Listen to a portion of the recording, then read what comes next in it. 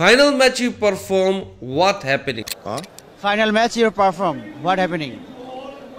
What do you mean?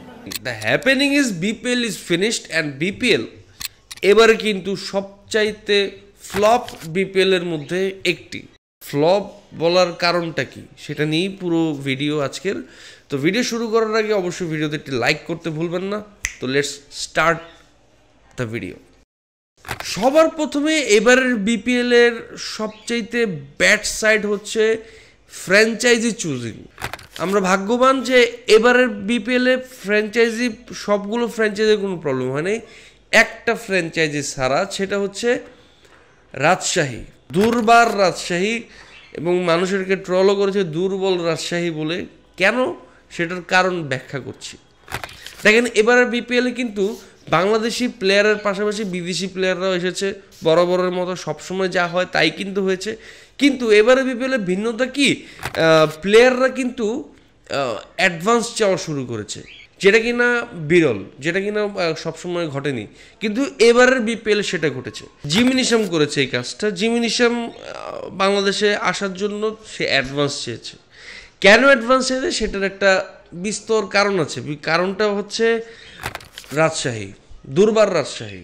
আগামী বিপিএলে আমরা সেটার রেজাল্ট দেখতে পারবো যে বাইরের দেশি প্লেয়াররা কম আসবে, ভালো ভালো প্লেয়াররা আমরা পাবো না। এমনিতেই বিপিএলে কোনো ভালো প্লেয়ার আসে না, যারাই আসে ওরা হচ্ছে বাতিল খাতার প্লেয়াররা আমাদের বিপিএলে আসে। কিন্তু সেটাও আগামীতে আমরা দেখব কি না চিন্তায় আছি।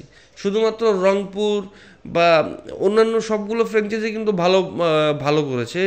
এই বিষয়গুলোর জায়গায় এটা বাণিজ্যতে লাগার বিষয়, এবং এই টিমটা চুজ করার বিষয়টাই ভুল ছিল। এবং এই টিম যখন চুজ হয়েছে তখন কিন্তু শুরুতেই রাজশাহীর যে ওনার উনি কিন্তু বলেছেন যে আস্তে আস্তে ধীরে ধীরে বিপিএল আইপিএলকে ছাড়িয়ে যাবে। হ্যাঁ, ছাড়িয়ে গেছে।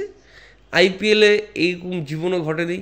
কোনো প্লেয়ার অ্যাডভান্স চায় নেই, কোনো প্লেয়ার মানে টাকা পায় নেই ঠিক মতো, এরকম ঘটেনি। যার কারণে আইপিএলের মান ওই জায়গায় আর বিপিএলের মান এই জায়গায়, তফাৎটা এই কারণে আকাশ আর পাতাল। এবং এইবার বিপিএলে কিন্তু পারফরমেন্সের দিক থেকে এটা একটু আমাদের অর্জনের বিষয়। এই জায়গায় আমরা অর্জন করেছি পারফরমেন্সে, কিন্তু আমরা